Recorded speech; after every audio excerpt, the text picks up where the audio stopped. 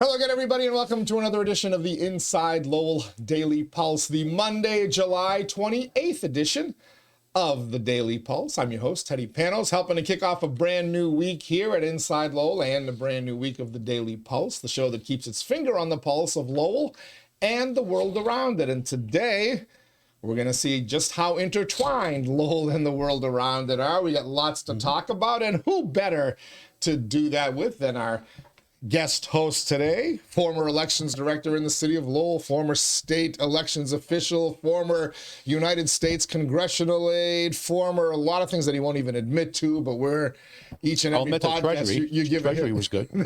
Well, Galvin was good too, so secretary, yeah.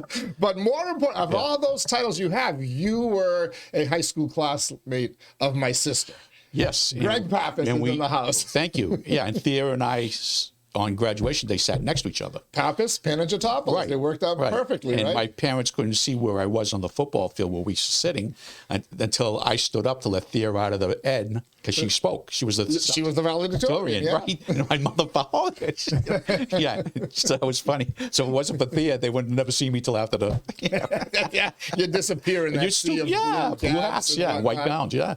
Awesome. It was funny. Well, glad to have you here, Greg. Lots to talk about today. A lot of Lowell was focused on the folk festival, and justifiably so, but a lot of news stories were developing in the background, both in the city of Lowell, but also nationally and internationally. And I want to take a little time to talk about that with you because your breadth of knowledge covers all of it. We'll get right down to all the discussions with Greg in just a quick minute. Let me just thank my Daily Pulse sponsors. Of course, you know Ray Booten. He's a licensed realtor in Mass and New Hampshire. He is a certified appraiser in both of those states as well. So if you're looking to buy or sell a home, a business, or a commercial property, Ray Booten's the person you need to talk to. Find him online, realestaterayBooten.com. That's realestaterayBooten.com. Thank you as well to our friends at WellPoint. WellPoint, the only health plan offering healthcare benefits exclusively to Massachusetts GIC members. At WellPoint, your whole health is their whole point. Thank you, WellPoint. Thank you, Ray. We're going to thank our other sponsors in a little bit,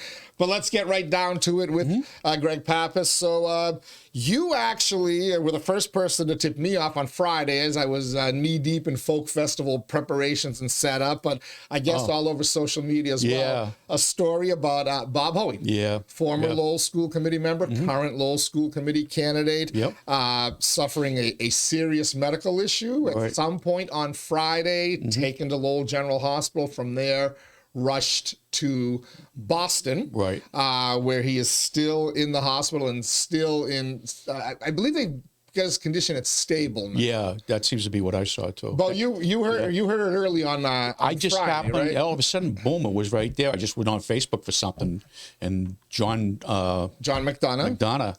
And thank John McDonough, too, because he's the one to put up the thing later to explain. They did put a stent in him in Lowell to take him to Boston. So they gave us, then I'm saying to myself, okay, that's good. That's good. So it's not like they're just rushing him into Boston, you know. So hopefully there's better news today. Yeah, so the latest update actually on John McDonough's page where I'm following came 15 hours ago, so yesterday, Sunday, but I guess he had spoken to Bob's wife, Michelle, who wanted to thank everybody for their prayers and say they seem to be working. He's communicating a little bit, he's blinking, he's intubated. I don't want to give away too many medical specifics here, but he's still unable to speak, but I guess he was in a coma for a little bit. They sometimes put you in that condition and then try to get you going. But the positive thing, he is now awake. He is able to communicate, and the family just wants to thank everybody for their prayers and their well wishes. And they say that they will keep us updated through John on Facebook. So we certainly wish him the best. Far too early, far too close to even begin thinking about, we want Bob to have a nice long-term recovery here. The campaign stuff is secondary at this point, but it is, he is on the ballot. He turned in the signatures like everybody else, got certified, and as far as we know, still will be on the ballot. For the school committee race in November. He's in the at-large race. There will not be a preliminary, so that gives him a little extra time to recover. And we'll see. We'll wait for official words, but obviously that's not the focus. No, and he's done this before, so he knows what's ahead of him if he wants to stay and do it. But correct. More importantly, he's a good guy, and and Lowell does what it always does. Our area we always join in and pray and stuff. That it works. Stuff works. And it was, and the reason I brought it up is because that, along with one other news story that we're going to get to in a second, was the Friday and even into Saturday. It was kind of the talk of the festival. People coming up to me, did you hear about Bob? And everybody's got their own different things and the stories. So it was clearly buzzing around the city during the folk festival, as was what turned out to be a border war that I guess broke out on, was it Thursday night our time, or Friday? Yeah, Friday their time. They were a day ahead of us, of course. Yeah. Between Cambodia and Thailand. Yeah. Two nations that have been, there's been tension there, friction there forever, but they started firing it on each other. Right. And then it escalated into dropping bombs and other things on buildings and hospital. I guess a hospital was struck. It's supposedly, And it started to get like really tense. So I talked to a few of the Southeast Asian folks, and in particular a few Cambodian folks that I knew. Friday night, I'm like, hey, what's going on? What's the story? What's this all about? And they all were like, hey, oh my, this is crazy. I wish it would, I hope it stops. There's people. But one of the things I didn't realize is one of the ladies that I was speaking to, who I know very well, we're friendly. She said to me, it's tough for me because I'm Cambodian and Thai. There's families. She said, because of everything that went on there in the 60s, the strife in the 50s and 60s and 70s and even beyond, a lot of those folks, the refugees were going from Cambodia to Vietnam, or Cambodia to Thailand, or people were all the time. And I did not realize. But she said to me, a lot of us are. A lot of our friends in Lowell that are husband and wife, that the woman or the guy's Thai and the woman's or the guy's Cambodian. You'd be surprised how many, until they tell you, they start talking to them. You know? And I can tell a little bit more having conversations. I have a family. My uncle's Uncle Harry was married. My aunt was Filipino. So I had a lot of Filipino family, and they would come over and stuff. So you could see and catch their differences. Like I could tell a Filipino person real quick from a Cambodian, or just different conversations, the way they talk. So I mean, there's a lot more than you think. So these are families now. Those two countries are families. So land problems between politicians, knock it off. Yeah, exactly. Leave the people, they're married now. You got family there. Right. But Lowell has such a big Southeast Asian population. I believe the Cambodian population in Lowell is still either the largest or second largest in America, with Long Beach, California. But you throw in everybody else there, and it's you're talking maybe 20 to 25% of the city might be affected by some of the strife there, and still has family over there. Over there. So the good news is that a peace deal, or at least a ceasefire, was reached relatively quickly. Geez, you think that's because of Trump's reputation? Well, geez, I wonder. So me. For me, it just seems that way. So I want to read. So people in Lowell are familiar with the name Hun Manet. Hun Manet and Hun Sen, the father and the son. I always get confused over who the father, who the son is. One took over as prime minister for the father, but the father is still the president of the Senate. So they're both issuing statements in the air. But Hun Manet issued a statement that I just want to put out there, and this is news. This is from CNN. Talking that on U.S. President Donald Trump announced Saturday that they had agreed to ceasefire talks. There was some localized fighting through the weekend, but, Trump used the old trade cudgel.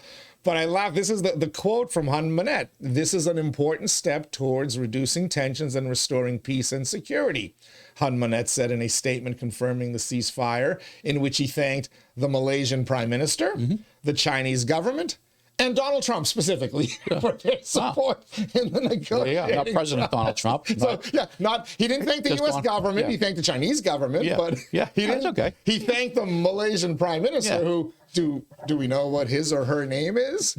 I can see the person, but I can't think of their name yet. So Hun Manet is generically thanking people, and and thank you, Donald Trump. Well, I'm glad they will think and they feel comfortable that they have that closer relationship with us. That's good.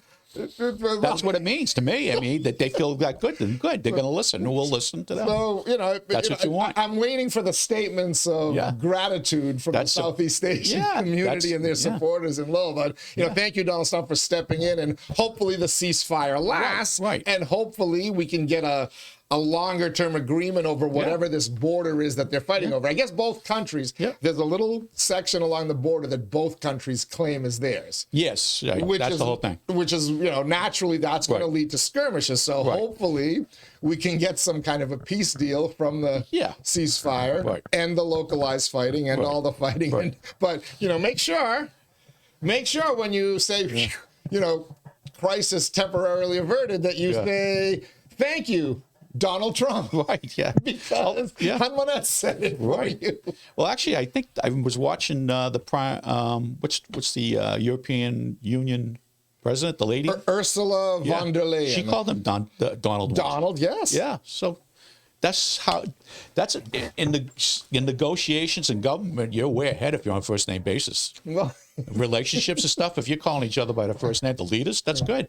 Well, it was a big weekend. It's what the people want. It was another big weekend for Donald Trump. But, it's funny because he's only been in office for 7 months, if that, right? No, actually said February, March, April, May, June, July. 6 months, a little over 6 months. 6 and a half. Yeah, 6 in a week. So, but so much is going on, and I actually saw him talking about it this morning. He's in England, the United Kingdom, talking with their Prime Minister Starmer, and there was another lady there who I didn't know who she was, but.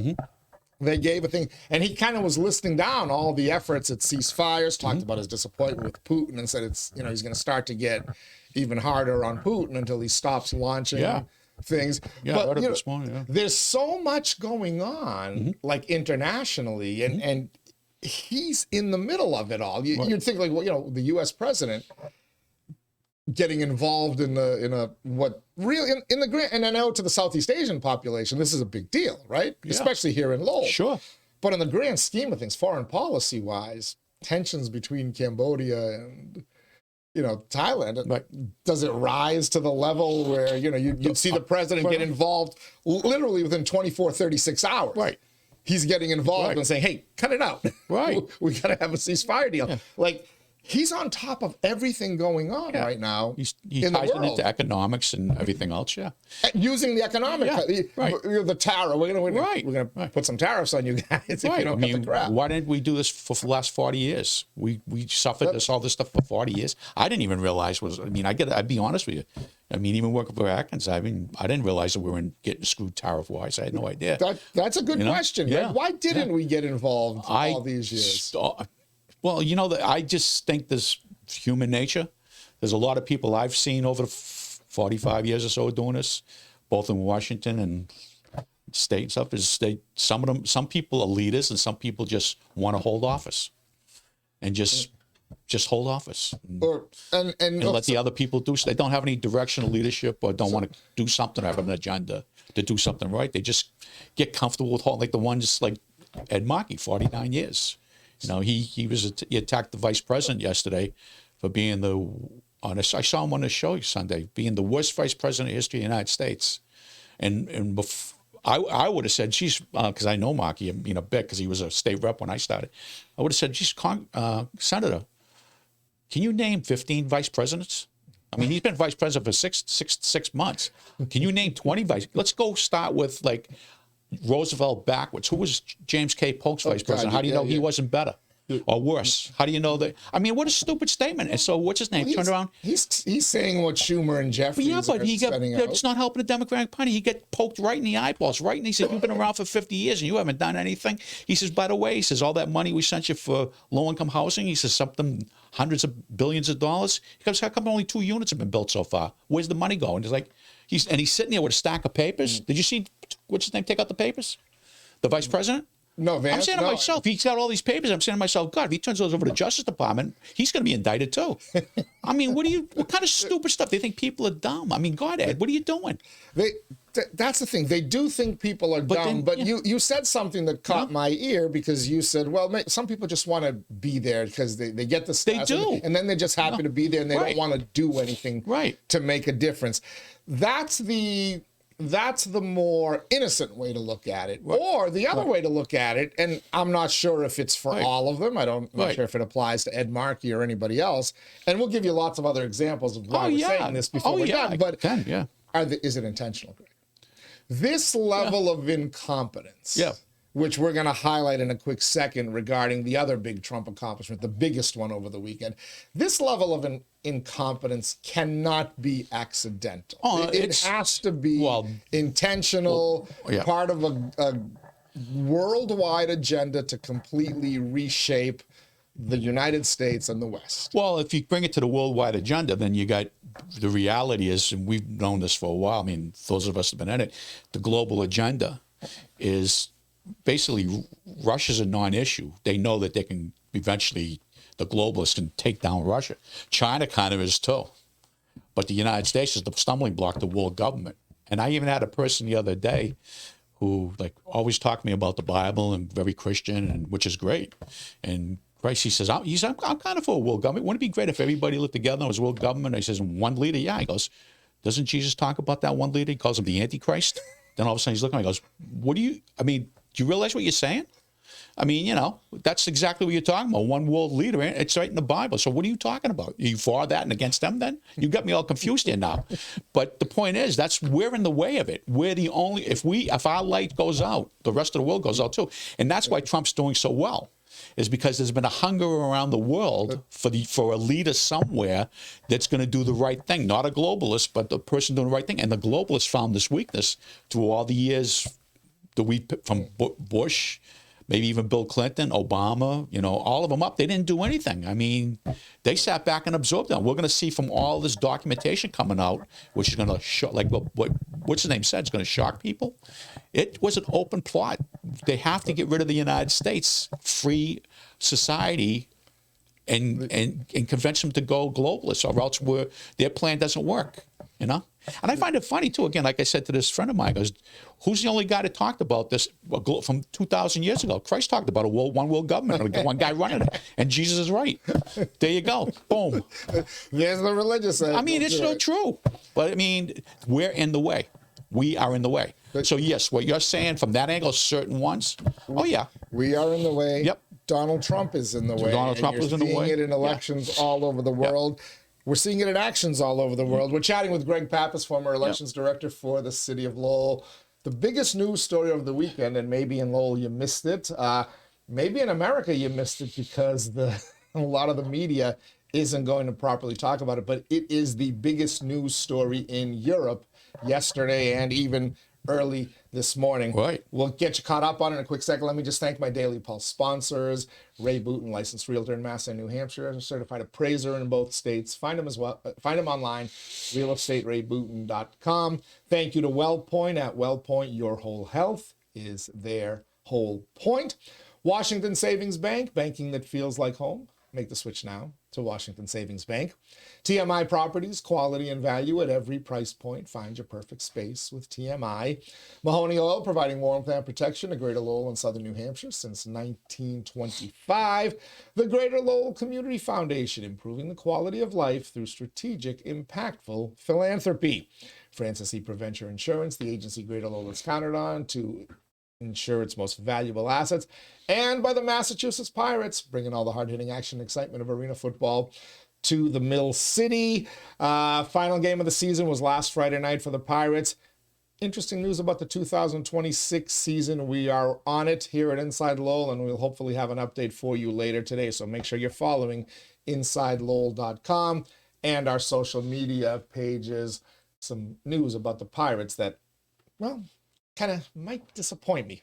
Hopefully it's not true, but we'll chat about it. Meanwhile, back with Greg Pappas. All right, so we've been teasing the big news story of the weekend, other than the Lowell Folk Festival, because of course everything revolves around Lowell. But the United States has reached a trade agreement with the European Union. The United States, the largest economy in the world, and the European Union, the second largest economy in the world. The two largest economies in the world. China, trying desperately to get there, but starting to fall farther behind. Oh, yeah. Each and every day now Right. over the last 6 months. Right. Russia, forget South America, forget any place else. No. U.S., number one Right. economy in the world, the European Union, all the collection of all those countries, our people, the Greeks, the Germans, the French, the British, everybody. Second largest economy in the world. They now have a deal. Yeah. It was announced Sunday morning is when I first heard about it. President Donald Trump, along with the European Union leader, Ursula von der Leyen. That's true. Yeah. Yeah. Now, yeah. correct me if I'm wrong, but we're getting a trade deal with the European Union.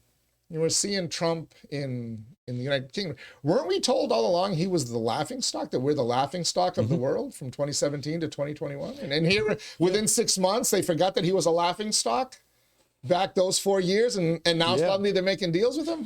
What's his That's name? interesting. Who was it? A Democratic operative, actually, the other day, come out and gave him credit, which is, you have to do that.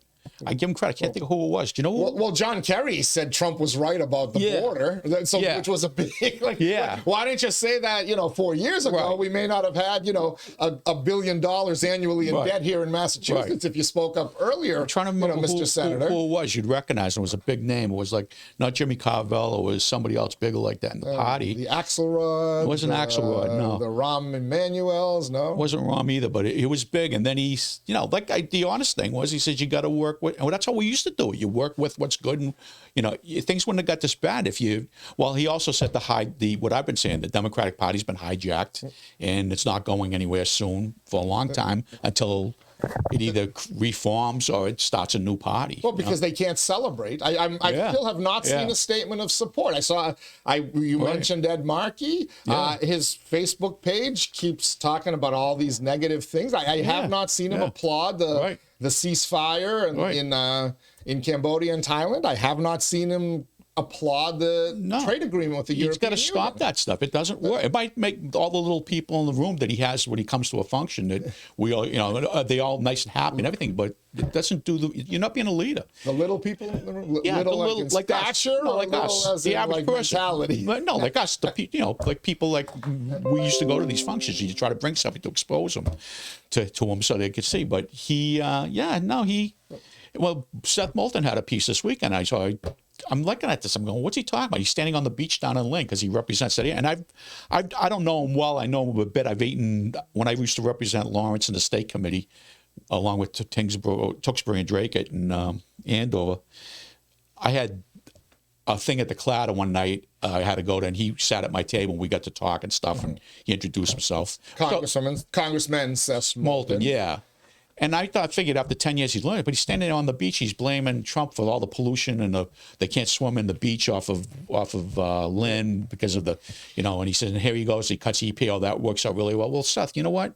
The EPA has been around since I was a kid. And this isn't the first year that's happened. That was happening when I was working in the State House in 1977. So it hasn't worked well. So maybe we should cut the EPA. Isn't Lowell in a consent decree over there, it's not Trump's fault. Stop doing that. Solve the problem. Where has the EPA been for 60 years while this is happening? You know what else happened over the weekend, though? There was a deal struck. Something was done with Mexico, which was dumping sewage, and it was hitting San Diego. And that was it. San Diego Bay. And they stopped doing it. And Donald Trump forced them to come to some kind of understanding there. But where was the government all these years? Well, it's obviously that either it wasn't functional enough to do the job, or it never was. It was just intended to be we got an EPA now type of thing. Point? And then it couldn't function. So then get rid of it. Every state has a committee on that. Environmental Protection Agency. The Department of Environmental every state does. Give the money back to the states, let them do it, and maybe keep a small office to direct the federal, whatever way they can help them out with. But it doesn't work. So don't Sounds blame like the Department of Education. Yeah, exactly. That's exactly what we should Lots of money in bureaucrats' hands in D.C. and not enough states. Just do the same thing with the Department of Interior. Give all the national parks back to the states, and then keep a small group in Washington. If we come up with some stuff, the federal, you need help, but then we can do it. But let the states also keep the money that comes in. Let them do the thing they need to do to keep them active and fixed up. Let them come up with the ideas that work. But see, after Lincoln got shot, that's when they created all this. 4 cabinet secretaries. All of a sudden, Andrew Johnson was like 11. You're sensing a pattern here, aren't you? Well, it's always has been. It's just it's a takeover. So, I mean, the trade deal between the United States and the European Union basically allows no tariffs on American products going into Europe, which I believe is like $500-something million whatever trade in one way. Right. But the United States is allowed to put 15% tariffs on European Union products coming into America. So in other words, American cars, American-made cars, will now be sold in Europe without a tariff. While European cars will still have a 15% tariff coming into America. And on the surface, you say, well, that doesn't sound fair. Why would the Europeans agree to this?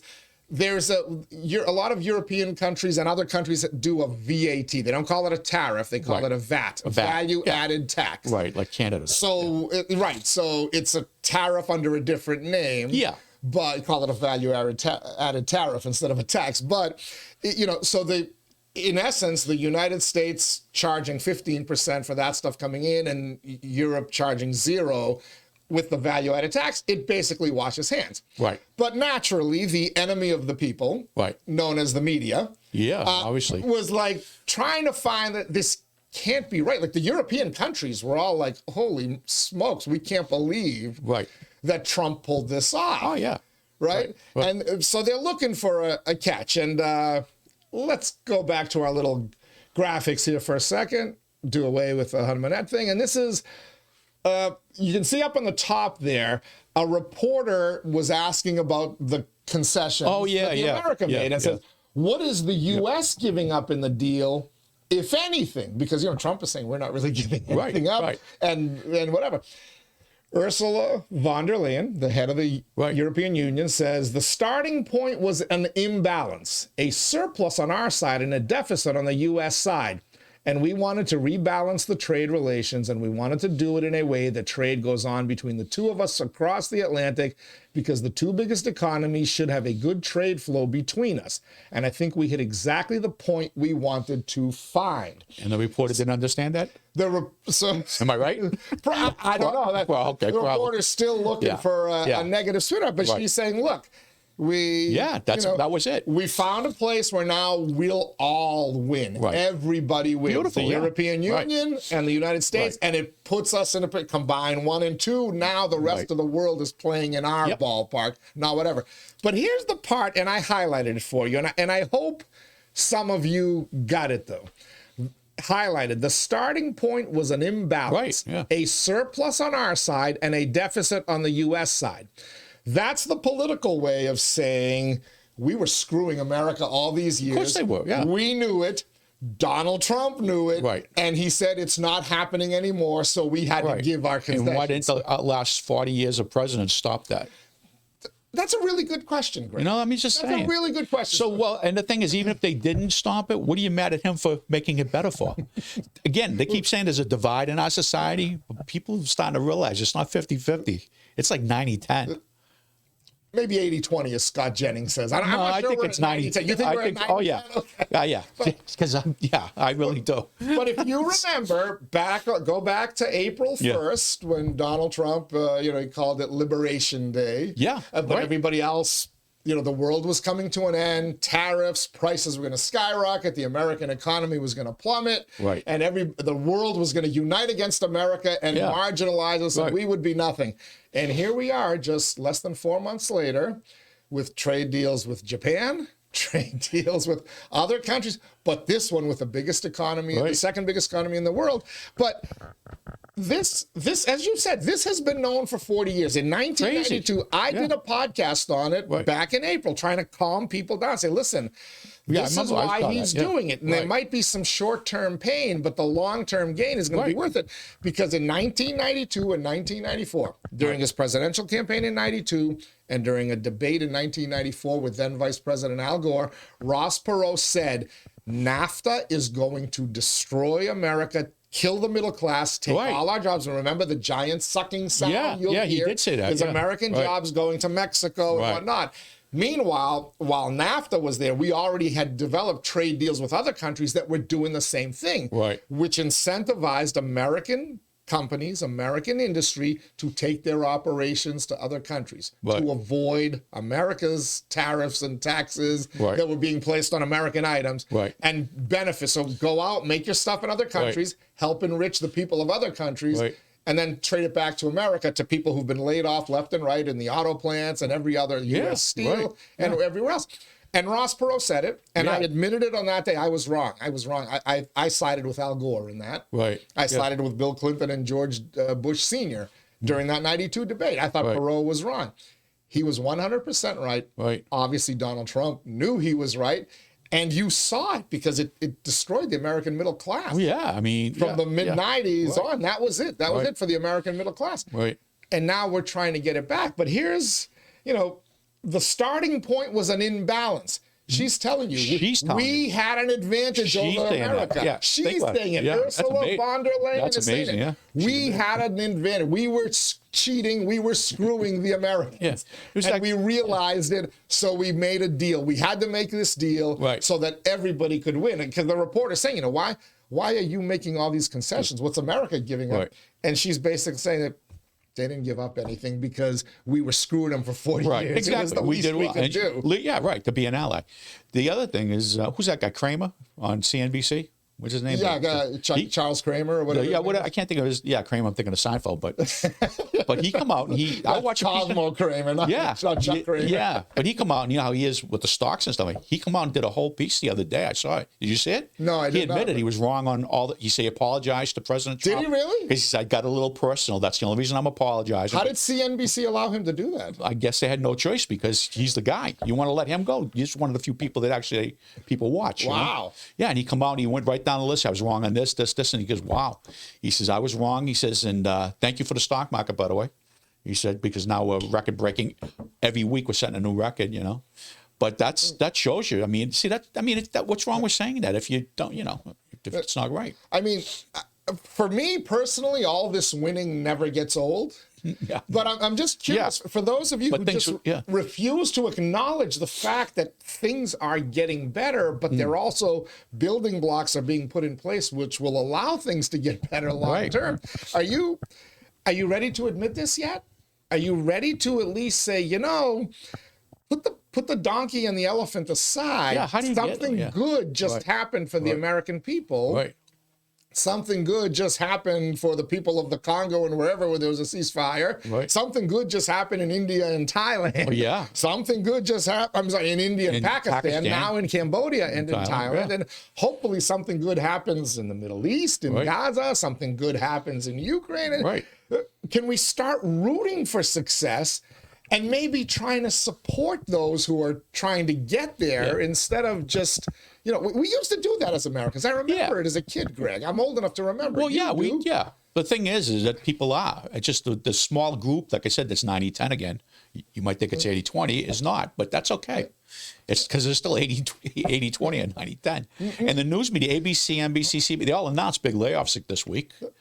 All of them. ABC News, NBC News. I mean, not to mention it's out of style. Of the people. It's out of style anyways. I mean, nobody wants to sit home at 6:30. That's where your news is, folks. Twitter. And it's great. Twitter. And the average person, Facebook. Nobody would talk to me. All my friends would really want to talk to me about politics back 25, 30 years ago.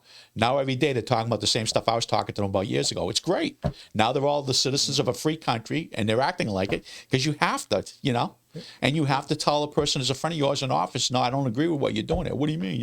You got to tell them if they're a representative or whatever, because if it's not going the right way, you have to tell them that you don't agree with them and here's why, and see if they have an argument. If they don't, I have to do it because the speaker's telling me. Then tell the speaker to screw himself. We'll support you. Well, you brought up Seth Moulton, and there was a little bit of hope after November. I thought you remember he issued that statement saying, "Hey, listen, we lost our way," and he specifically went to the transgender sports issue, and then he immediately walked it back,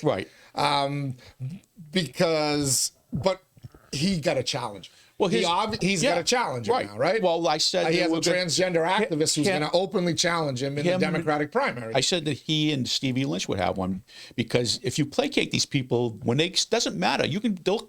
I know people around him, and I already saw 3 of them on Facebook who were state committee people who already walked away from to go with his challenger. He said, "Oh, we're really sorry, but we relate more to them." And the challenger is not transgender; it's a binary. It's a guy. He said he's binary. Wrong? Oh, okay. Yeah, I think he's binary. But he's an activist, though, right? Yeah, but he's binary. He's not transgender. Okay. Which, 1 minute he's a guy, 1 minute he's a girl, 1 minute he's a girl. All right. But he's going to be a serious challenge to him in the Democratic primary. Moulton's going to have to work. And you know what, Seth? Moulton has to Too bad. campaign You don't him. want your district goes from Gloucester over all the way out towards near Haverhill, all the way down, Salem, Peabody, all that area down south. I mean, good luck, but Meanwhile, as he's now trying to fend off the challenge from his far left, right, and he walked back his transgender athlete in sports thing. You see what's happening across the world and across the country. Right. This is now going away. The U.S. Olympic Committee, the International Olympic Committee said no more of this. University of Pennsylvania with the famous swimmer Leah Thomas, the male swimmer who was dominating women's swim. Now the apologized to all the women who got screwed over. Yeah, ladies, you got screwed over. We were trying to tell you this, but you didn't listen. But all that is changing. Then last week, Columbia University says we're going to give $200 million settlement because we allowed anti-Semitism on our campus. Harvard is going to be next. Whether they like it or not, Harvard will be next. But all these different things that Donald Trump set out to do on January 20th of 2025, he is accomplishing one by one by one, despite the drone of negativity. And I know anyone watching this who doesn't we're in like Massachusetts. You're going to be negative about it, but it's, face it, folks, this is a point of an avalanche. I mean, he's winning on so many things that he said he's doing that I'm a little bit concerned, actually, for the city of Lowell. You know why? Yeah. Go ahead. Well, first of all, because he's two of the things he hasn't done yet. Funding? No. Oh. Two of the things he said he's going to do, he hasn't done yet. He said he's going to make Greenland part of the United States. Oh, yeah. But at the rate he's winning, do you doubt that will happen? Probably in the next couple of months. It's really already the United States. But he's also talking about Canada as the 51st state. Right. And imagine if he pulls that off. Right. You know what? I'm afraid that it means Lowell will lose its status as the first front-runner city in the United States. Yeah. Because we are the first front-runner city in the United States. But if Canada becomes the 51st state, they already have a front-runner city in Toronto. So Lowell would not be the first front-runner city in America. Right. So I'm really... Donald, can you slow down on all the winning? Yeah. Please, just slow down. And let Lowell have its moment. And the idea of Canada, a lot of people don't realize, but you don't realize it, but you see it.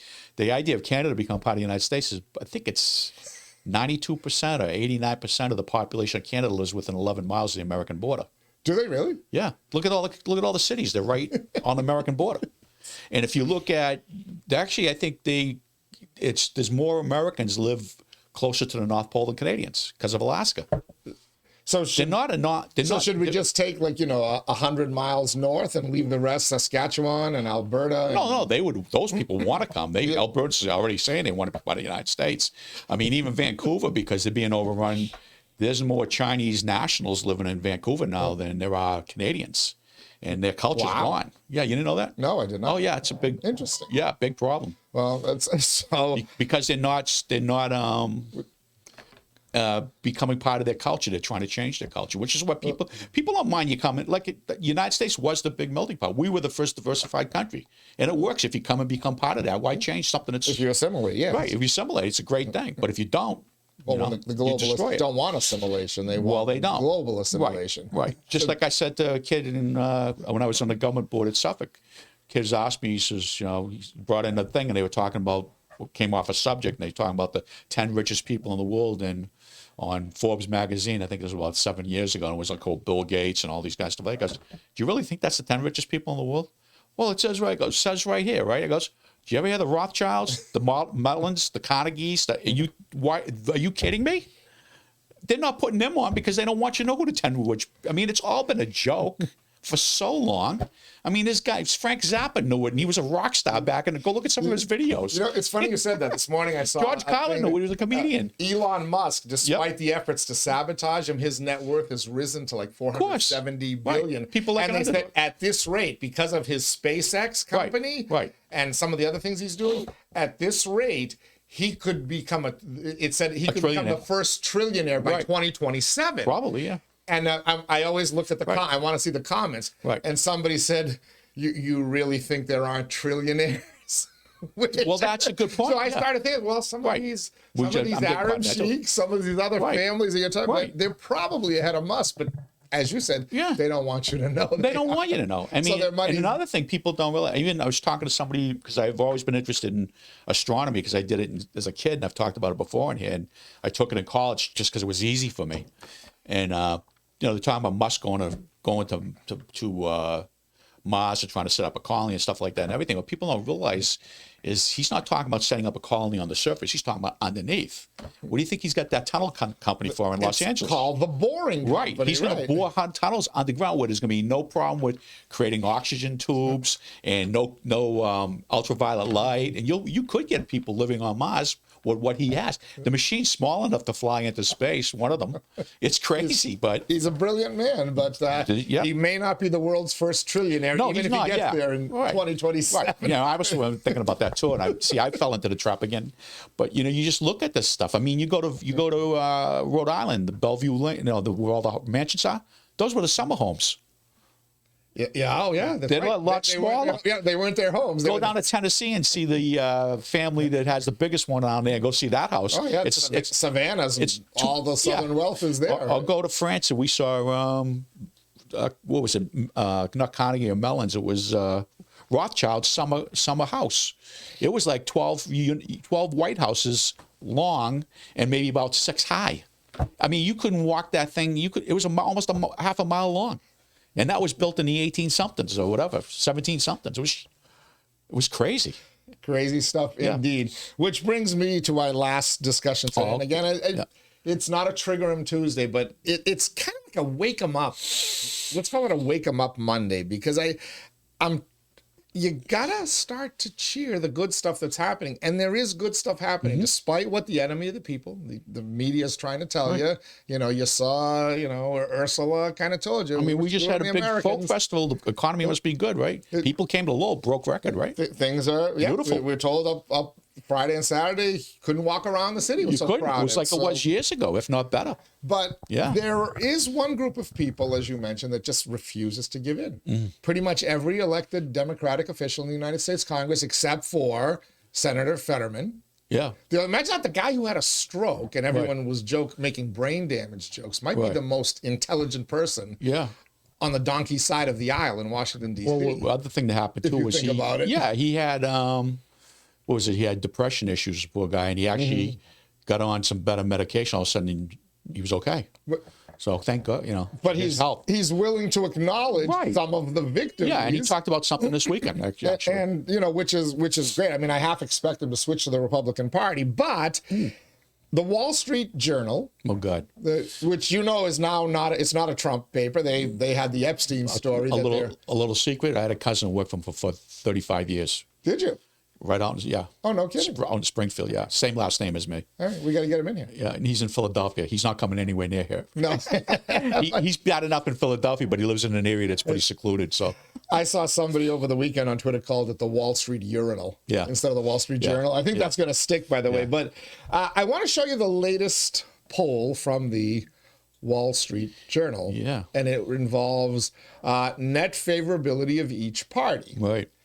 Now, Republicans, they're at -11. They're underwater. They have 11% more people view them unfavorable than favorable, which, by the way, if you look at the history of polling, the parties are generally underwater. There are people who hate both parties and will let you know that. So, the partisans like their party and will say, oh, they have a favorable rating. The other side, unfavorable. The middle usually splits depending on who's doing what and whatnot. And then there are some people that say, I hate all of them. So you get the -11. But look at where Democrats are. 30. -30. Yeah. The lowest they have been. Yeah. I believe in the history of the poll. Yeah. They have been at they are at -30. It's the lowest the Democratic Party has been. So what's that mean? So again, you look at look at like where they are now compared to where they were. Look at 1990. That's the kind of the Bill the Bush era, you're going into the Clinton, it starts to climb in the Clinton era, but they stayed on the plus side for most of that term. Republicans would go up and down, mostly down. Right. But you know, there are your Democrats just because now the mainstream media has been exposed, continuing to plummet and plummet and plummet to their lowest point ever, despite. You know what the bad news on that is? The Whig Party was 28%. They're 2 points below the Whigs. Were they really? Yeah, no. Oh, no. I mean, Jesus. Well, I don't think they had a poll in 1802. Well, I didn't know if there was a third party out there, but I mean, so Democrats, Congresswoman Lori Trahan, because I do really like you. No, she's a good person. And I think I think there's some potential there. Ed Markey, you could, and Elizabeth Warren go, but Seth Moulton, and you know, that's our kind of coverage area as well. I mean, do you see these numbers? That is, and by the way, that the fall off the cliff, because you know there was some up and down until about 2016, but the fall off the cliff actually began in 2020 and 2021. Yeah, when Joe Biden took over, and you guys still had control of the United States Congress. And this thing gets stronger and stronger. The software, the phones, people can figure out their own. Yeah, you've fallen off the cliff, and that is just an accumulation year after year after year, month after month after month, of refusing to admit reality and of being on the wrong side. Scott Jennings, my favorite pundit, he's on CNN. You can watch him every night. Also, I just follow him on Twitter, so I don't have to listen to Adam Phillips. But he'll tell you, goes, they constantly find a way to be on the wrong side of 80-20 issues. Well, stop doing the party stuff. Represent your district and represent what you believe. You as a leader. That's what people used to do. Well, if they don't, then they will lose. How can they be? You've spent your lifetime in politics. You've seen this stuff, and you were a congressional aide to Chet Atkins at a time when there was some level of bipartisanship. Oh yeah, some level of celebrating. Even in the legislature with Nick for 8 years. I mean, people celebrated Clinton's accomplishments. You know, Newt Gingrich, Newt Gingrich and Clinton went side by side, and Bob Dole, President Reagan and Speaker O'Neill. And Tip O'Neill celebrated side by side. They worked on good stuff, You celebrated the good stuff. You know, you fought. There's always been the divide. There's certain issues that will always be divided, right? Abortion, you know. Although we've flipped on a lot of immigration, we've completely flipped now. The Republicans. Well, what happened years ago, you used to let the aides argue that stuff out, get mad at each other, hate each other, and then when they came to an agreement, then you bring it to the elected officials, and they just tweak it a little bit, and then they would talk. But the arguments with the aides and stuff, that you know, not the elected officials, they didn't have a personal hate for each other. That's what they're not doing anymore. Now they're just attacking everything without, you know, throwing an egg without knowing, oh, I just threw an egg at the person I shouldn't have thrown an egg at. They're on my side. But we're literally at the point now where we can't celebrate successes. No. Because that would acknowledge that what he is doing, you know who the he is working. That's why last week the Democratic... That's okay. I can't believe that. You're a popular guy. No, I shut it off. I can't believe it. The Democratic Party last week put out a thing showing how inflation, how the prices have skyrocketed, they said, since Donald Trump. And the Republican Party quickly looked at it and said, this is 2021 to 2024. Yeah, right. The prices have actually started to come down again. It's only been 6 months, but they're so blinded with hatred. Let's say it. They're so mentally ill. It's crazy. That they can't acknowledge reality, and it's leading to this. Look at that fall off the cliff in 2024 and 2025. And that's probably lower than that. That's a straight line down, and it's almost a straight line down from 22 to 24. I mean, at some point, you have to be smart enough to say, wait a minute, I know Chuck Schumer's telling me to do this, and I know Hakeem Jeffries is telling me to do that, but there's something wrong here. And if I get challenged, if you're Seth Moulton, you've got to do what is right. You said what was right when it came to the transgender sports issue, the boys competing in girls sports. He said it last November. He knew that played a big part in why the Democrats got their asses handed to them. And then he backed off. Why? Because the left said, we're going to challenge you. We're going to run after you. And those are the same people around them. So you got to back away from this stuff. Right? And then they turn around, they jumped on with the binary guy. Yes. That's those are the same people. Right, exactly. I told you it was going to happen. So you can't to the left. People. You backed off that discussion. And they're challenging you anyway. A campaign, like I said, I learned this years ago with Nick and Leo Farley and Ray Rourke. And a campaign, Napoleon called the war a campaign. It's a war. That's what a campaign is. You put troops out there, you put money, you do stuff like that. Do you really want to be in the foxhole with these people? Because if it was a real war, they're not going to be in the foxhole with you, number one. Number two, they're the first ones who are going to get shot because they don't know how to defend themselves, because they can with their mouths. And that's the problem. They're weak. They're not players, and they can only be protected by society that protects them. In the ancient Roman days, they short sworded them all. I hate to say it, but that's what happened to them. You know? So don't listen to them, because people that are listening to them don't like them either. They're just being nice to them, you know? They're going to challenge you anyway. Right. And if you lose, you lose. Right. If there's more people that think that way, then okay. Right. But don't appease them just to stay in power. If you really believe something, but the point is they don't keep them in power. Like I said, they're not the ones that do anyways. You have 10 people around you. Congressional seat's huge. 600,000, you know. Sorry. Look at California the other day. Let's just go back to voting. They had a purge by federal law. They had to go through everything. 3 million voters. How many? 3.4 million, I think. Okay, so and how much did Kamala Harris beat Trump by in California? 3.1 million. And they just purged 3.4 million. I mean, are you kidding? And that purging was legal, legit, and they're going to find more. Of course they will. And there were legal people on those polls. When the American public gets their voting thing back, they're going to find out real fast that the people that really should have been doing the voting are going to be voting again in a couple of years, the real ones, the citizens. And it's going to be night and day again. So I saw that. And by the way, that's a nationwide trend. People are getting purged from the voting rolls that should have never been on it and voted. In Massachusetts, you're supposed to do it, yeah. You've talked about it. You saw it happen here in Lowell. People flipping from registered Democrat to registered Republican or unenrolled. It's happening all over the country. Now, I'm not ready to say California's in play. I get it. But here's where it's important. If you remember the congressional elections, Congress is very close, right? It's evenly divided. Yeah, right. Remember those? There were about 3 or 4 seats in California that went, 5 days after the election before they called the races. They were very tight.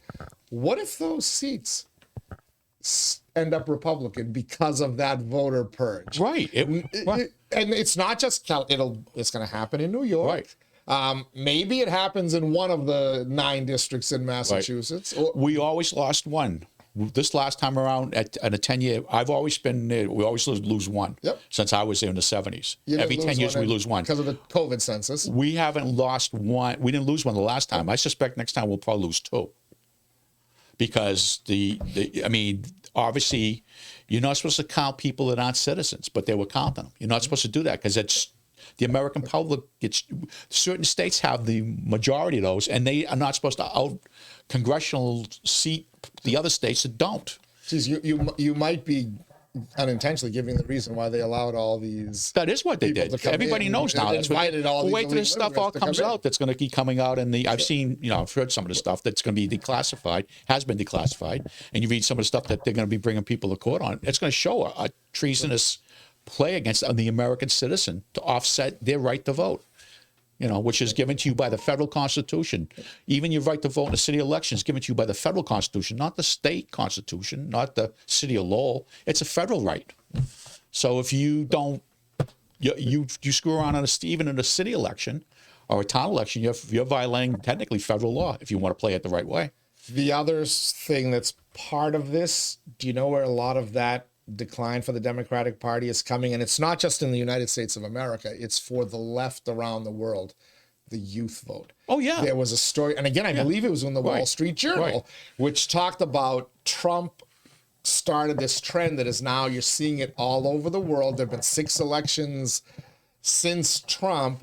And while the leftist candidate has not always lost, they've had to form a coalition because the youth vote is abandoning the left. Right.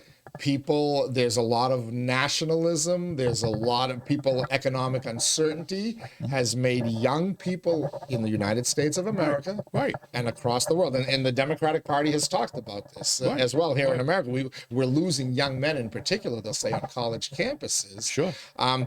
It's a worldwide trend. And here's the thing. If you lose them in college, how are you going to win them back when they're 30? How are you going to win them back when they're 40? Exactly. When they buy their first car, when they buy their first home, when they open their first business. You're talking, and the story spelled this out. It talked about you're creating a generational shift here of voters that will be very difficult for your former party to overcome. And which will bring us to the midterms of 2026. A lot of people are saying, oh, every time the party not in power wins big in the midterms and whatnot. But you're seeing a Democratic Party with this. You're seeing a Democratic Party that's having trouble fundraising, especially since USAID got cut off. That's really not even interesting. fundraising. I don't think how can they not fundraise? Can't pay their bills. No. It's crazy.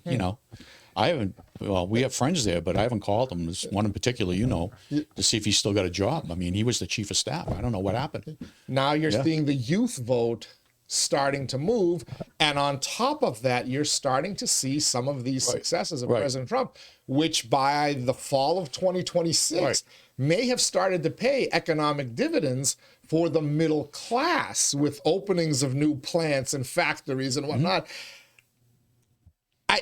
I don't want to be overly optimistic because I've always seen the pendulum swing. There goes my I just saw the chalice is in the you see that? The chalice is coming out. There you go. But there's reason to be concerned if you're the Democratic Party, as much as they annoy me, I don't want to see it because if the pendulum swings too far, it always ends in abuse, corruption, just like you're seeing in Massachusetts, because the pendulum swung too far for Massachusetts. It's not good to have one party dominance, but I have a hunch that we may be moving in that direction nationwide. Well, and that plus once the story comes out on all the election machines and the software company that I mean, let me put it this way. Would you read the article about the Pentagon, how they have this stuff in the cloud? Did you find it? Did you see who the people were in the company that China. The company China had in charge of our cloud for the Pentagon? Are they out of their minds? Yes. I mean, this is the whole thing that's going to have to stop, and it is going to stop. Who allowed it? We know. Who allowed it? The people that want to take the country down for globalist purposes. That's why I say this isn't incompetence. Allowing Chinese investors to buy all your farmland, allowing Chinese investors to buy all the land around your national security plants, your electric grid. Does that make sense? It doesn't make sense. You can't be that incompetent to allow it. That's allowing them to be. That's what I'm trying to say earlier. They're working in laboratories in Boston where that girl got arrested. The lady. Oh, it turned out she was also a captain in the Army. Chinese. Can you imagine if there was a lieutenant commander in the Navy who was working in a Chinese in a university as executed him on the spot? No kidding. But it's the University of Michigan. They've arrested multiple people in the last couple of months for being spies and stealing our research and all. That level so of it's all exposing now. It can't just be incompetence. That's intentional. It's all being exposed now, and hopefully we'll see. It's going to change. Change is going to come fast, and let's hope things are going to be different too. Don't expect, like you said, the back and forth. Don't expect anything to be the same again. All things. Either way I look at it, the card game's completely changed. Now they're not even playing chess. They're playing the one that Star Trek played, the 3 levels. We've gone to that. Well, at some point, so things are changing. At some point, your party, your former party, is going to have to wake up and realize we got to get on the right side of some 80-20 issues so that we can somehow. I don't think they. Or as you call it, 90-10 issues. Yeah, I don't think they're going to wake up, but I think they're going to just go away. I think actually, if Elon Musk does anything with this America First Party, you don't know. I mean, you don't know what's going to happen. Any kind of other thing, even the unenrolled stuff is killing. The unenrolled stuff's killing the Democratic Party now. People just probably. I mean, you might have 4 or 5 states, but most people are walking away from it. I mean, in droves. I mean, Massachusetts still. It's crazy. All right, Greg Pappas. Good Teddy. stuff there. There's lots of good stuff happening. Lots of good stuff happening over the weekend. And we celebrated here at Inside Lowell. There we go. We don't jeer it. What are we gonna do about that? I gotta reattach it to the wall. Thank you to Greg Pappas. Thanks to you for tuning in as well. It's the Inside Lowell Daily Pulse, the show that keeps its finger on the pulse of Lowell and the world around it. Today we did an awful lot of both and showed you how they're all interconnected. Join us every weekday, Monday through Friday at noon. The Daily Pulse drops here on Inside Lowell. As we like to say, if Lowell is your home, this is your place. Till next time, stay cool, stay safe, and we'll see you on the other side.